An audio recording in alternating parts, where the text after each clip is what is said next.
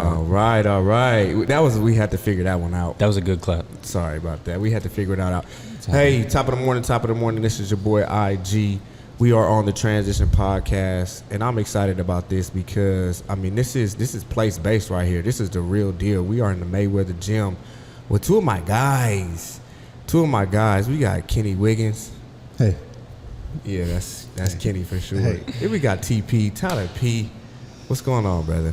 I'm excited about this because, again, our goal for this conversation is to be able to impact generations, to inspire greatness, to really prepare athletes for life after sports, and also create space for athletes who have already went through the transition,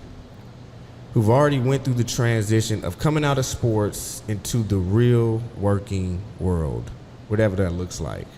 So we're going to dive in a little bit.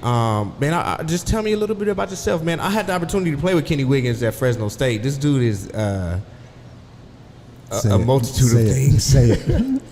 You're a joy to be around, bro.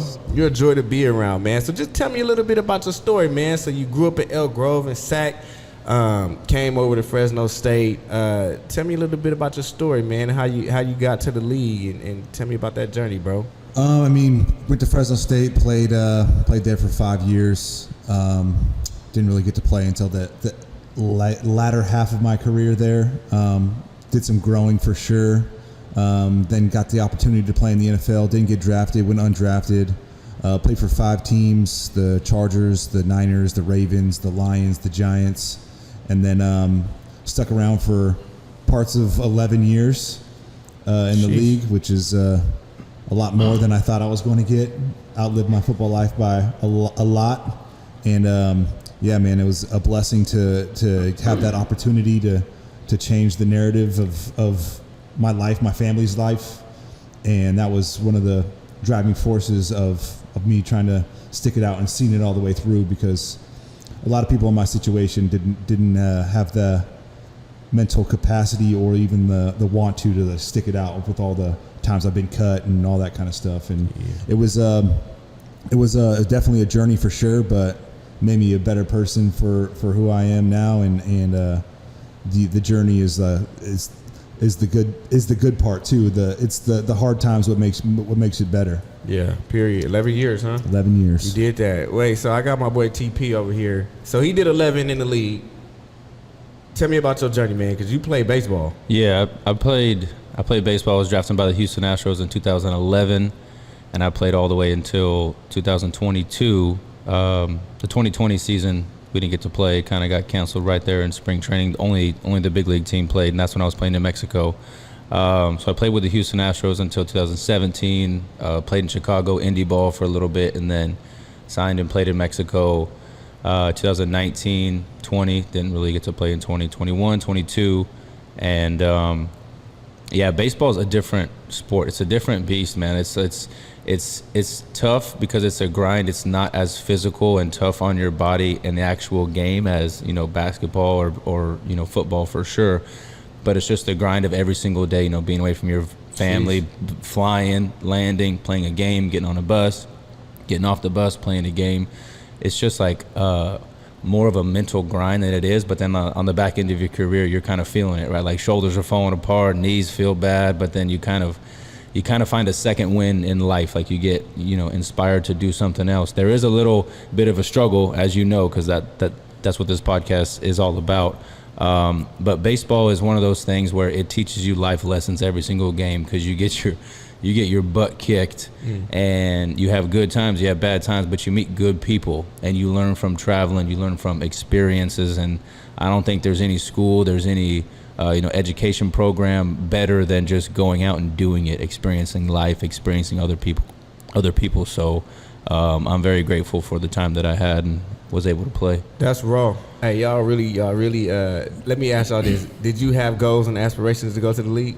100%. 100%. What about you? 100%. 100%. So was there any point in your journey where you're like, damn, I don't know if I'm going to be able to do this? Every other day? Yeah, all the time, bro. All the time, yeah. I mean, I remember when I first got to Fresno, I was just 260, like going against these guys that are like grown men. I'm 17. Yeah. And I'm like, I don't know if I can do this. Yeah.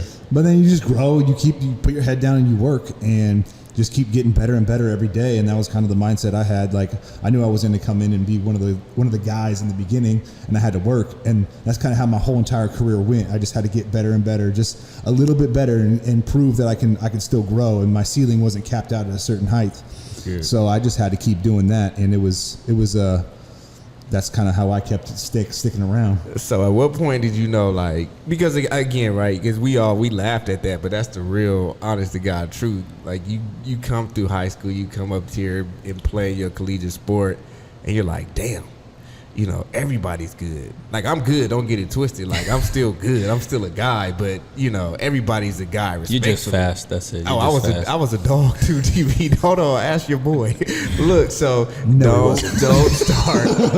Don't start, bro. Don't ask me. Don't ask me. You know, bro. You know. So look, so at what point were you in your journey where you were really convinced when you knew you had the opportunity to go play in the league? I mean, I think when I started playing, like when I became the starter at Fresno State, and I started playing against guys that I knew that were like going to get opportunity to play in the next level. Come to Fresno State, you play a few teams every year that ain't too many guys going to make it to the league, but then you play a few teams that are like, all right, because we played Wisconsin, we played Cincinnati, we played UCLA, we played all these big teams that were, there's NFL caliber guys on the team, and I'm sitting there holding my own. I'm like, okay, maybe I got a shot, right? Maybe I got a shot.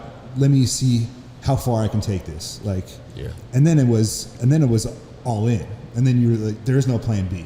You're going to the league, and that's the kind of mindset you have to have, especially coming from a school like Fresno State, like we did, where like we're going to get looked at like we're less than no matter what, just because of where we come from. But that's not always the case, because like, especially our group, when we got into the league, no matter if we were drafted in the first round or we were undrafted, we stuck around because teams knew that we knew what it was like to practice like a pro. Facts. And like when we got to NFL training camp, it was like, this is old hat, bro. This is it. This is ready. Like, this is normal. Yep. Like, and then all the other teams, like kids coming from Oregon and shit, it's just. Was that a Pat Hill thing? 100%. For sure. He ran it like a college program like an NFL program, and that's like the best thing that we could, like, we were in there running the ball. Like all these other schools, like, didn't put their hand on the ground. Like they're in 2-point stances the whole time. So we're NFL, not caliber, but we're NFL ready, right? We know the mindset to have, but we just didn't have the talent like some of these guys did. But that kind of. Who would have had a talent? What are you talking about? I'm just saying, like, against the Alabamas and those kind of guys. Right. But when you get to that level playing field where you're all on the same level, the work passes the talent, and that's kind of what happened with me and a lot of the guys that we kind of grew up with. So my first stop was Buffalo. And to your point, I think Pat really did run an NFL style program. Because as soon as I got to Buffalo, it was like we were running quarters defense, and it was cake.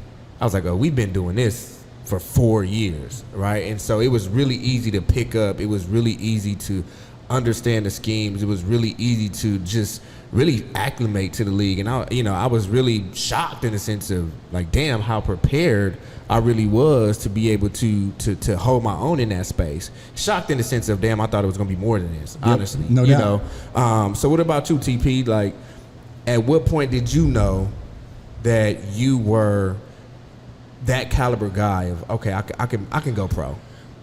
Man, I don't know if I ever really knew it. I just thought that was the only thing that I could do to be successful. You know, playing sports growing up and being the best player on the team. You know, I grew up in Hanford, small town. I got to play basketball, football, and baseball and be like one of the better players on the team. So it's like I'm looking, on TV, MTV Cribs, remember MTV Cribs, and all the people on there that I thought were successful or rappers, athletes, and movie stars. That's the only thing that I thought to where I can be, rich and successful and people know my name and people respect me. That's the only thing that I thought was in that, quote unquote successful life. So when I was in high school and I was, getting letters from teams and,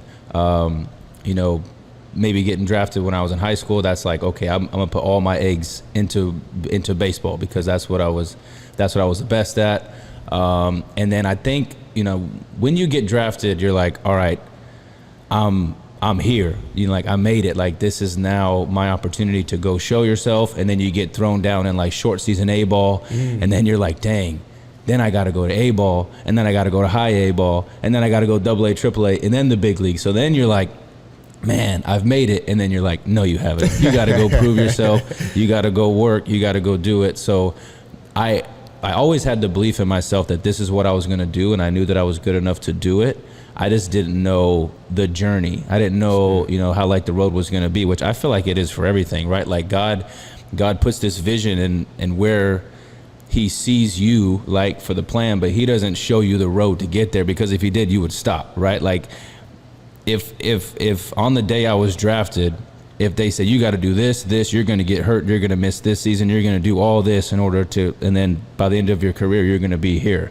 Do you still want to go? I'd be like, no, nobody wants to do that, right? Like, but that's the whole point. And everything that I learned from there, struggling and doing good and doing bad, it's kind of where I was meant to be. It's a spot that you're put into where you're supposed to learn and grow as a human. But if you don't go through it, then you don't really know what you're even capable of. But at a young age, I knew that I had the opportunity and had the talents to do it. I think just because everybody else told me that I could, and I never really had belief in myself until other people told me. Then other people told me, then I'm like, okay, I can do it. That's real. And you gotta, and this, as we move forward in this like journey of playing sports, because there are two common themes that I saw here, right? One, there was no plan B, right? For you, you know, you mentioned this is something that I visually saw on a day-to-day basis. It was sports, it was music, and what was the other one? The opportunities were slim based off of what I saw, right? And so putting all my eggs in one basket, right? So as athletes, you know, same thing for me, bruh. Like, there was no plan B. There's a question that we frequently got asked growing up. What's your plan B? What's your plan B? Like, what are you going to do if sports doesn't work out, right? Can't have one. You don't have one. Nope. You can't have one.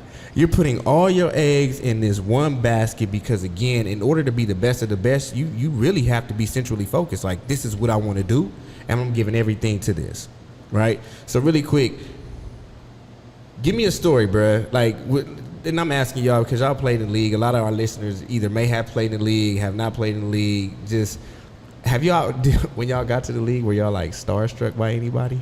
100%. Really? Bro, my first year was in training camp because all I had was training camp. We didn't have any OTAs or anything. It was a lockout year. So went to training camp. So like my first really like OTAs, my next year, I was in training camp with Randy Moss. Oh, shit. Right? He was with us in the 49ers. Edit that. And so we're sitting there. I'm on the second team. I'm playing second team right tackle. And the first string's out there. And I'm standing right next to Randy, right? And Alex throws a ball. Crabtree goes up and catches it over a DB. And I'm like, oh, dang, that guy just got mossed. Not even thinking about it, right?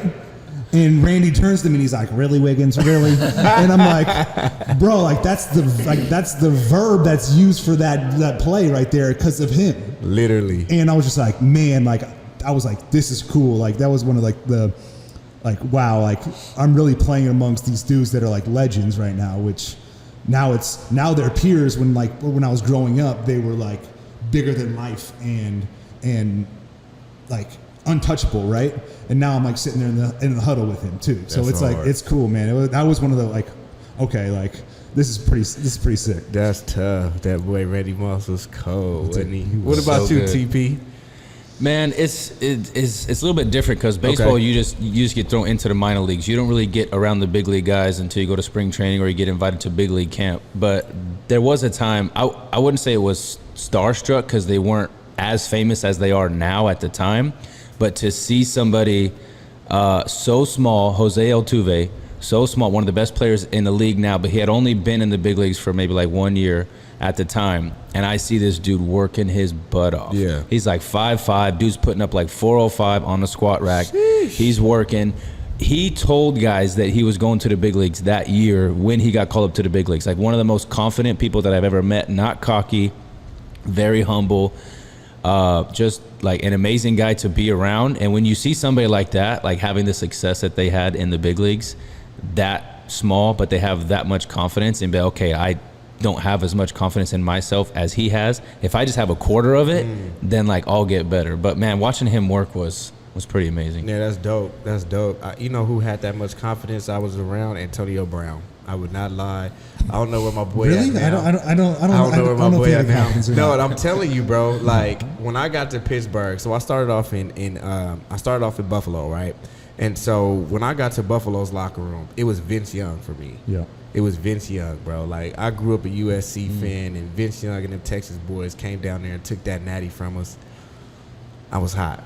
But when I walked in the Buffalo Bills locker room and I see Vince Young, and I'm like, damn, I'm here with the guys. Were you there with Mario Williams too? I was there with Mario Williams. That dude's I was there with Mario Williams, bro. I was there with. I mean, Stephon Gilmore got drafted that same year. Dog, we had Stevie Johnson was there. Like I played with Stevie. We had guys, bro. Like we we had guys, and so. But AB was confident, bro. Like AB was confident. He didn't. I mean, he went to like Eastern Michigan or something like that. And I remember the latter half of my first year, just being around him and like hearing a little bit of his story prior to me getting there. He wasn't a starter. He didn't come in, just taking over, but he just knew that's what he wanted to do, and that's who he was, and he just worked at it. When I say he was a workhorse, like a lot of people probably don't know this based off of just perception and what they see now, but he was probably one of the hardest working individuals. You know what I mean? If not the hardest working individual that I came across, in Pittsburgh, which was hella dope. We got some phone ringers because if you don't know, like Live in the gym.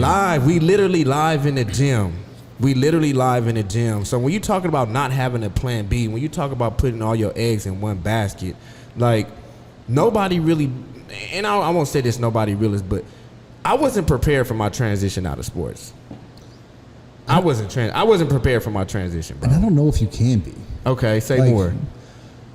Because a lot of people, because especially for football, right? You've been doing it since you were little, right? You've been doing the same thing over and over again, while all your other buddies and all your other friends, family members in the same area of life they're starting their careers. Like we're still doing the same thing we were doing in high school. Facts. Right? So it's like you go the entire time. I mean, baseball is even worse too because you don't go to college. Yeah. You know what I mean? Like you have all this time where you have to just dedicate everything just to football, and you don't really get to explore like anything outside of football, right? Because if you're in football, like you're in it. Facts. Like you can't half-ass football. You can't put 1 foot in, 1 foot out because then you're going to be out quick. Facts. So I mean that's kind of what I'm talking about, and it's crazy that luckily I had a long enough career that when that time did come and I kind of knew when that was happening, I could kind of be like, okay, what's next? Let me kind of figure something out. Let me try some new things. But still, like to this day, I mean, I'm almost 3 years out, and I still don't like know my transition plan. That's you know what real. I mean? Like it's the truth, and I'm trying a bunch of different things and seeing what sticks and what I like, and it's just that's the hard part too is finding something that's the same level of like passion towards football, right? Because there's never going to be another football. There's never going to be something that I care that much about, other than my family, which is like given, right? Like I love being a dad. I love my wife. I love like making a home here in Fresno. But there's never going to be anything that I pour myself into like I did football, because I did that already. You know what I mean? Like you got to find what's next. You got to find something that you can kind of transition to, but it's never going to be. You can't replace it. You can't replace football, right? Yeah. You can't replace the feeling that you have when you go out on the field and hit somebody for the first time on a Sunday. Like irreplaceable. I'm getting goosebumps right now talking about it. Like, so it's like it's the feeling of trying to find that. It's almost like a drug addict, right? You're trying to chase that high. Yeah, you need some help. It's the truth, though. Like, no, it really is, though. I agree you're trying with to you. chase that high. You're like, first time these crackheads smoke some crack. Like, okay, yeah, that's it. It's the high. It's the high, and you have to. You're trying to chase that and it's pretty impossible to find. Yeah. Some people are lucky and they can find it, but like I haven't found it yet. So that the search still continues. Yeah. So it's kind of crazy to think about. What about you, TP? Which is interesting when you're talking about trying to chase that high, because there is nothing like playing at the pinnacle of your sport. Like, we've been doing this, to you all's point, since we were kids, 8, 9, 10 years old, and we had one goal, like, hey, this is what I want to do. And you'd spend the majority of your life, your early childhood life, you go through your teenage years, your collegiate years, like chasing this, I'm not even gonna say chasing, but pursuing this goal, putting all your eggs in one basket. There is no plan B. You're singularly focused. You get there, you go through the journey of having going through this league and AAA and AA and single A and getting cut and just moving through this journey, which we had really no idea how it was going to be, and all of a sudden it's just... Yeah, and that's the hardest part, right? Is it's like you think that you're going to be successful in whatever you do after the fact, because there's very, very, very few people, even in the league, in the big leagues, in the NFL, that have made enough money to where they don't have to do anything, right? Everybody thinks just because you're in NFL, you're in MLB, you just have millions and millions of dollars, and when you're done, you just, set off into the sunset and do that. Like, that's rare. Like 1% of the 1% are actually able to do that. So somebody, you have to find something after, number one, like to continue to live the lifestyle and to make money, but then number two is actually have the life and create a life that you want to live. And how I've kind of been dealing with it, because this is last year, 2023 was the first year that I didn't play a sport since I was probably like 3 or 4 years old. Damn. Right?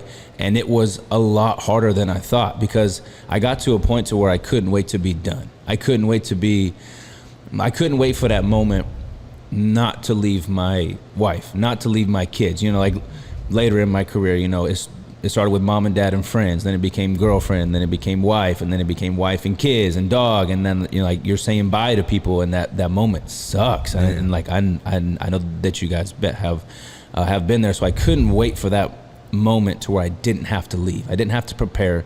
I didn't have to go and throw. I didn't have to deal with a sore arm, always not feeling good. But I didn't know how hard it was going to be mentally to put something else in that place. Like put another drug, as we're talking about drug addict, like find another drug. Like we're not literally doing drugs, but that's kind of how it is you're searching for something. And the guy that's helped me the most, actually, Rob Golden. Really? Because he said it, and he said it to a T one time. Him and I were talking, and then he actually said it because we had him come in and speak at Iron Key. And he said it exactly, because they were like, was there a time when you were transitioning, starting your school after you were playing? And he was talking about being in like a depressed stage for like a year, trying to find himself. And it's, because he's the man that's kind of got it all figured out. Like when we look at him and when you talk to him, he's like, I don't, man. Like there's days that are hard, but I have my faith, I have my kids, I have all this stuff. So he said it perfectly, that clicked to me, because I was always trying to figure out what I got to do, right? Because real estate's not an easy game. You got to kind of make your own schedule. You got to get out there. You got to hustle. You got a lot of learning to do. And he basically said that we're so used to, they tell you when to show up. They tell you what to do, how many reps to do, what to eat, when the flight is, what time the game is. The game's over. Bus is leaving at this time. We never have to do anything for ourselves, ever. Now I have to do everything for myself. Right. And that's the hard part. Like the work is not hard. Showing up early, struggling, failing, that's not hard. But I went through this phase of not knowing what to do, because everybody else always did something for me. They packed my bag. They unloaded my bag and put it in my locker. Like, I forgot what it was like to even pack up all my baseball stuff, because somebody else did it for me, right? So now when you're doing all that yourself, you feel like you're a bum, because you're used to other people doing it. It's like, why do I feel like this? Why do I feel like this? So that was like the hardest part for me. But then how I've had success, not really success, but just getting over that point, is to it's out of my hands like now. And I wish I had this mindset when I was playing more, that it's not in my hand, it's in God's hands now, right? Like more of like, use me, God. Like if you want me to be in this struggle, okay, there's a reason why I'm here, right? Like now I understand that when I have hard days, when I have struggle days, those are actually the good times. Okay. Because I know that during my playing career, when I was at my worst, I kept working, and I was like, man, why am I not getting the results? And all of a sudden they hit, and I started having success, and I was having the most fun, but I never stopped what I was doing. That's good. It was the same work ethic every single day, but that consistency. Exactly. And I've realized now that there's time, that I have to give myself time, that I have to give myself grace. I have to watch the judge inside of me, because we are our own worst critics. Athletes judge themselves more than everybody else. They can do something that everybody else thinks is perfect and good, and we're going to judge. We're going to be like, that wasn't as good. I could have done better. The result was good, and there's things that we can't control that we get better at. But I have to realize that there was a time that it took me to learn how to play baseball, even at the professional level, right? Like I played baseball for 15 years before I got drafted. I still don't know how to play baseball. I played 12 years and still don't know how to play baseball. Like you're always learning. So I remember there was a period, my first couple years playing, I didn't know what a routine was. I didn't know what hard work was. I didn't know what setting a schedule was. So I have to allow myself that there is time that you have to learn. I didn't show up day one and know to do this.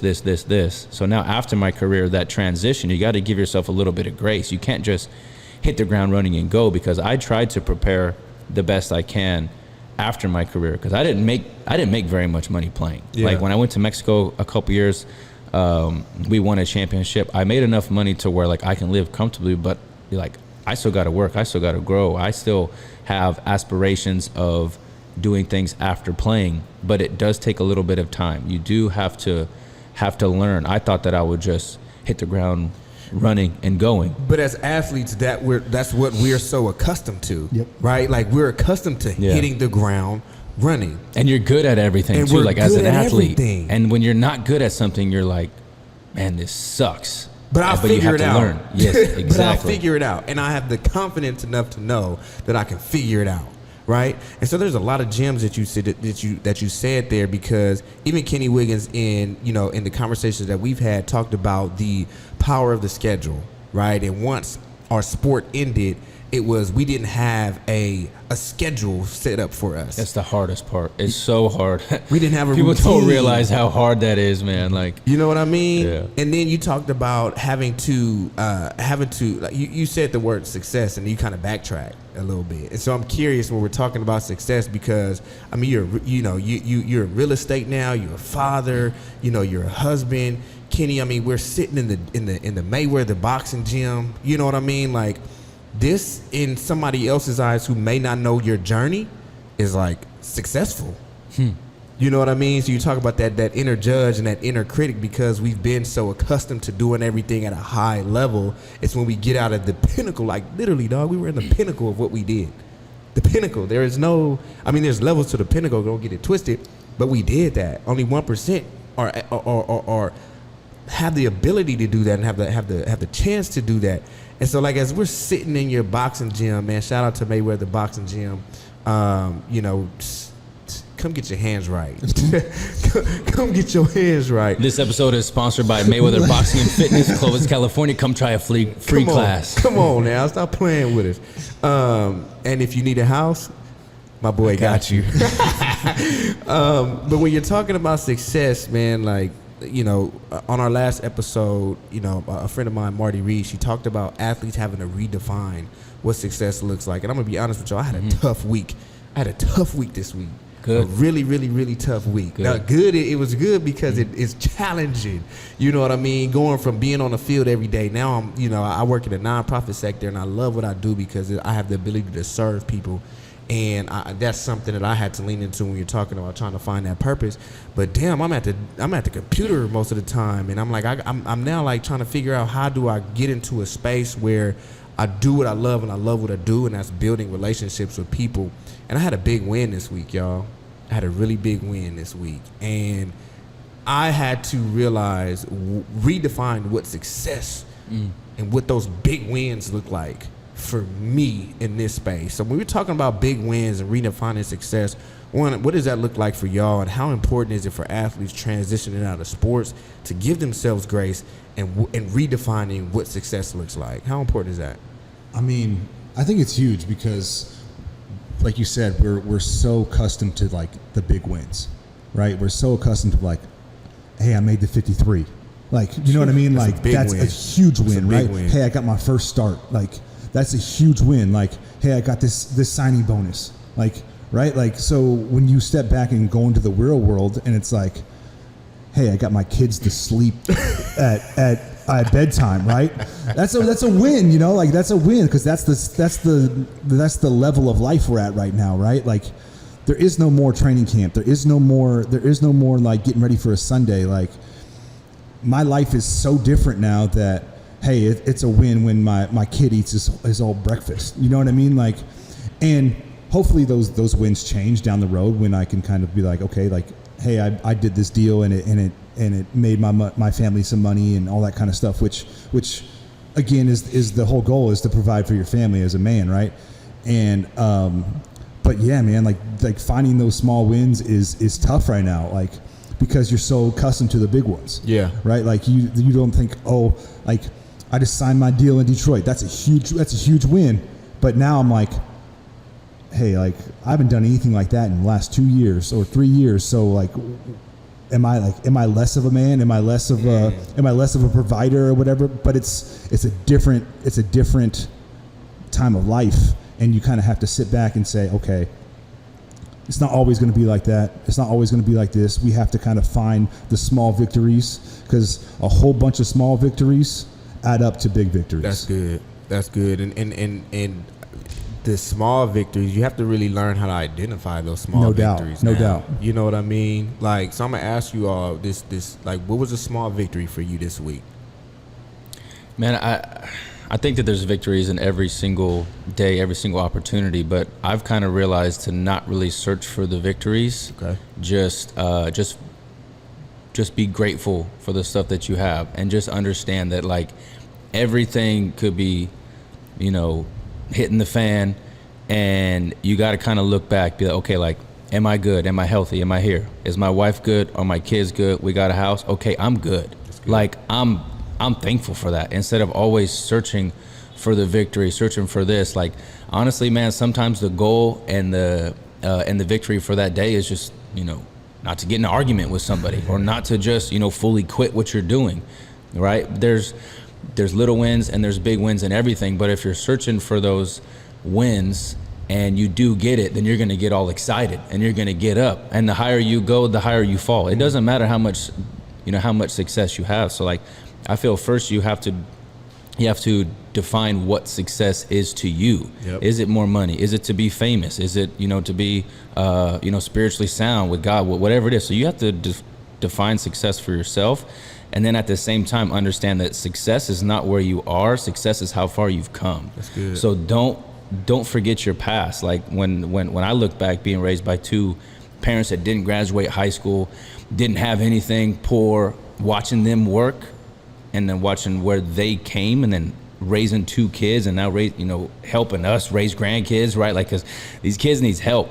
And to see their success, they're not rich and famous and have all this stuff, but to see where they came from, having nothing, and to have a kid that they got to go travel around the world and play, and my two sisters are very, very successful to me now is making them proud, and then making my kids proud to look up and have a father, a leader of the household, all that stuff. So everything changes quick when you have kids. Yep. And Kenny knows this for sure. It's all right, man. Isaiah will find him a good lady, settle down one of these days. But stuff changes, man. And it'll be a lady. I think it kind of has to, right? It has to be a lady. Yes. But I hear you, though. Respect. Yeah, but no. Hey, man, Kenny's got a couple more kids. You could probably borrow one of his, man. Man, I'll have his kids upside down, spanking the hell out of them kids, man. I'm your uncle. They probably come out whooping you already. They probably would. just like Daddy did. Yeah. Oh, now we're getting to the good stuff. Hey, man, I'm not even going to go there with you right now. TP, I appreciate that. Kenny, man, like, what's a win this week for you? I mean, me and the wife just went on a little anniversary vacation, 10-year anniversary. Naps are a win, man. For sure. And like the ability to get away and spend some like quality time with your wife, with the hustle and bustle. We got a 4-year-old and a 1-year-old, and they're just like crazy all the time. And the ability to get away and spend some like quality time with just like your wife and to grow and just to have that little like escape, right? Like I love my kids to death. I want to spend every minute I can with them, but just to have like that one-on-one with your wife, I mean, that's a huge win to keep the marriage strong and to keep the love alive and the spark going. And it was a nice reset, a nice kind of rejuvenation, and it was a lot of fun. So we got to go down to San Diego for a few days and hang out, and that was a win for sure. I love that I'm dealing with family men here. I aspire to be like you men one day, and I know for the sake of time, we got some folks coming in getting ready to beat these bags up a little bit. I love that on a Sunday we still working. Really quick, man, just 2 more questions for you all. When we're talking about just transitioning out of sports, how was it transitioning out of sports? How was that affect on your family? Like, how was it when you're transitioning, going through everything you went through, the challenges, when you're talking about having to redefine success, having to redefine and search again for a new purpose, and just that some of the things that you had to deal with, how was that as family men? How was that transition? I think that was the easy part. Right? Oh, that's good. That was the one where it's like, okay, I'm home now. Like, I don't have to rely on my wife or put all this pressure on her to take care of the kids and take care of the house when I'm like, all right, see you later. I'll see you in a couple months. I'm going to OTAs or whatever it is. That was the easy part because now I'm here. I can be involved. I can be a dad and do all that stuff, which I was when I was able to. But now we don't have that season of life where, all right, pack up the house, let's move to Detroit, or like, you know what I mean? Like, it's just going back and forth. It's so hard too, man. It's so hard to move your family across the country, and luckily we had a place there, so we didn't have to move everything. We just pack a few bags and then load in.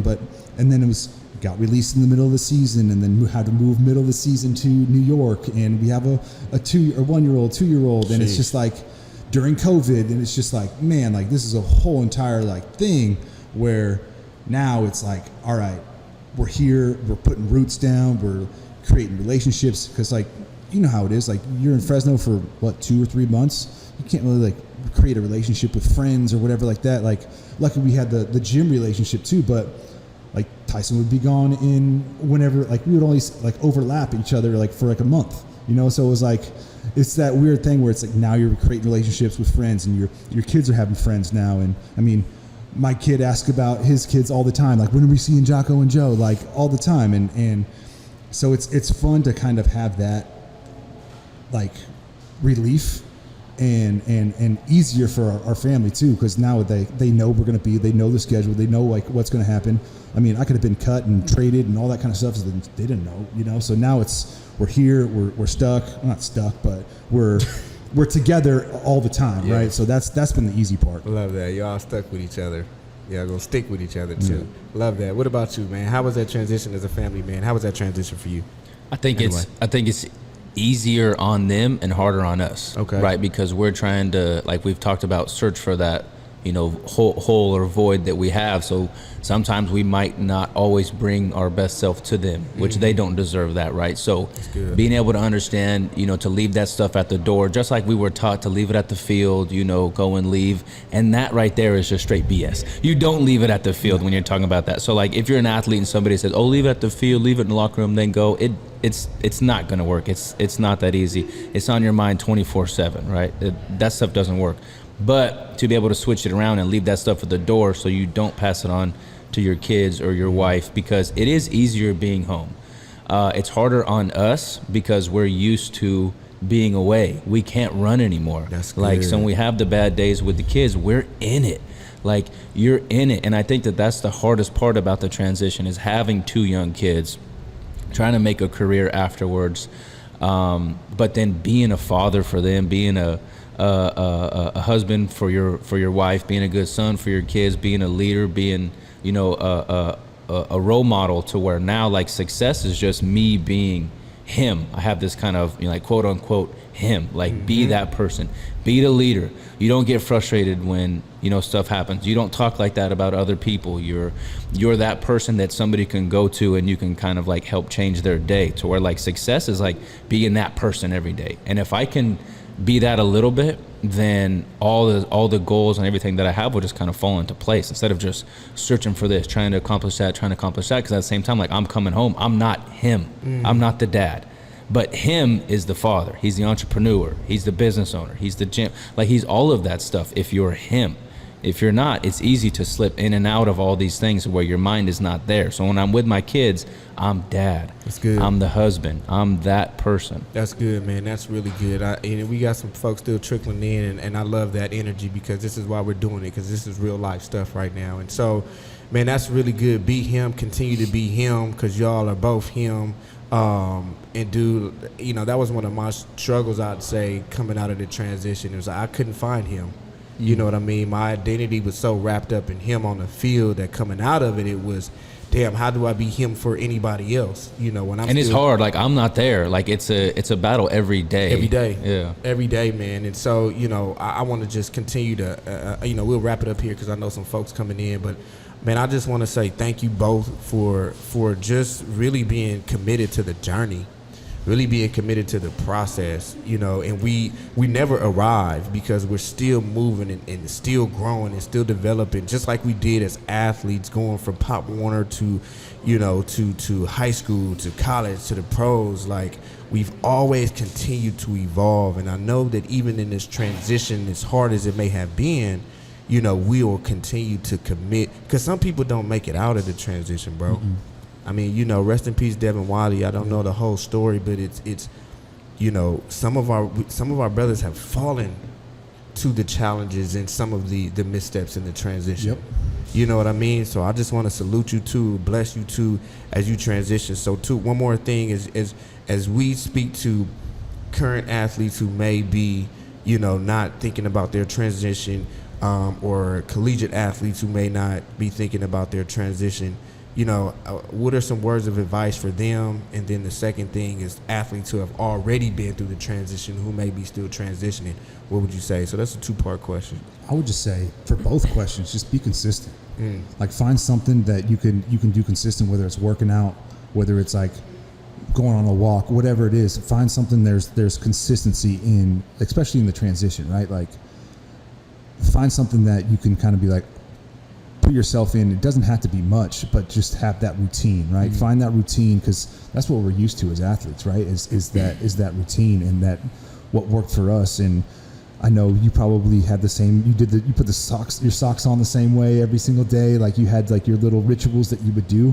Find those little things that, like, in daily life, that like keep you sharp, because that's what I do. Like, I'm always trying to, like, all right, I got to get a workout in, I got to do this, I got to do that. Like, I still like put myself to bed the same way every night. Like, so it's like, find those little things where it's like it has a little bit of that football like mentality, right? Where it's the edge of, okay, like, I got a schedule, I got a routine, this is my ritual before I go play basketball or whatever it is. Like, that's kind of what keeps me like in the mindset of I'm still an athlete, because you never want to lose that, right? You never want that to escape, and that's the kind of thing that like keeps me like, I'm still an athlete. I haven't played football in 2.5 years, but I'm still an athlete. Like, that's my, like, I'm not athletic, but I'm an athlete. You know what I mean? Yeah. It's still in you. Yeah. Absolutely. Yeah. A couple key points that Kenny hit on too. I think number one, stay in the gym, stay an athlete. Yep. Yeah. Stay an athlete, right?